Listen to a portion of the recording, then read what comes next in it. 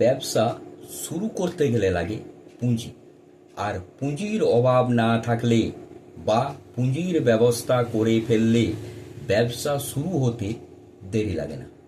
কিন্তু কথা হলো, এই ব্যবসায়িক কম্পিটিশনের যুগে ব্যবসা শুরু করে ফেললেই যে ব্যবসায় সফল হওয়া যায় তা এমনটা কিন্তু সবসময় নাও হতে পারে। এই শিক্ষামূলক আলোচনায় আমি বাদল বিডি লার্নিংয়ে আপনাদের স্বাগত।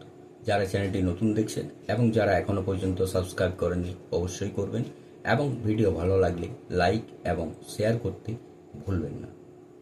এই ব্যবসায়িক প্রতিযোগিতার যুগে ব্যবসায় সফল হতে বা টিকে থাকার জন্য দরকার পড়ে কিছু কৌশল, অভিজ্ঞতা বা সোজা ভাষায় ব্যবসায়িক মন্ত্র। কি কি সেই আলোচনা করা যাক। 1. ব্যবসায়িক রূপরেখা বা বিজনেস প্ল্যান।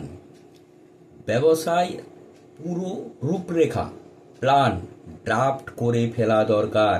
যে ব্যবসাটি শুরু করতে চলেছেন, ফার্স্ট, কেন আপনি এই ব্যবসাটি বেছে নিয়েছেন এবং পুরো পরিকল্পনা কি।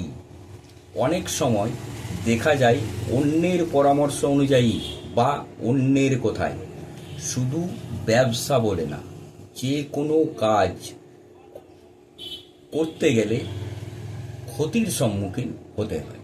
কিন্তু এর অর্থ না অন্যের পরামর্শ নেওয়া উচিত না। পরামর্শ দরকার পড়লে অবশ্যই নিতে হবে, কিন্তু সঠিক অ্যাপ্লাই নিজেকেই করা দরকার। নিজের বিবেক, বুদ্ধি বা জ্ঞানকে কাজে লাগাতেই হবে। তাই সঠিক ব্যবসায়িক রূপরেখা তৈরি করে নিজের ব্যবসাকে এগিয়ে নিয়ে যেতে হবে। 2. মার্কেটিং।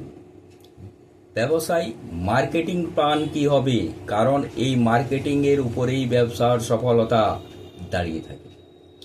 কোথায় থেকে পণ্য ক্রয় করলে সঠিক দামে পাওয়া যাবে, আর শুধু সঠিক দামেই পেলে হবে না, পণ্যের কোয়ালিটিও ভালো হতে হবে, তবে গ্রাহক পাওয়া যাবে। এবং পণ্য ক্রয় করে অনেকেই আনলেই হবে না, বিক্রিও করতে হবে বা আকর্ষিত করতে হবে গ্রাহককে। পণ্যের প্রচার কিভাবে করবেন যাতে গ্রাহকরা আকর্ষিত হয়ে আপনার কাছে আসবে। 3. আর্থিক রূপরেখা, ফিনান্সিয়াল প্ল্যান। ব্যবসা শুরু করার সময় দরকার অর্থ, আর ব্যবসা শুরু করার উদ্দেশ্যটাই হলো এই অর্থ। অতএব এই অর্থেই হলো সব কিছুর মূলে। আর এই ফিনান্সিয়াল রূপরেখা প্ল্যান এর মধ্যে কিভাবে ব্যবসায় পুঁজি নিয়ে আসবেন, ব্যবসা শুরু হওয়ার পর কিভাবে প্রতিদিনের আয় ব্যয় হিসেব রাখবেন। নমস্কার, সুস্থ থাকুন, ভালো থাকুন, দেখতে থাকুন বিডি লার্নিং।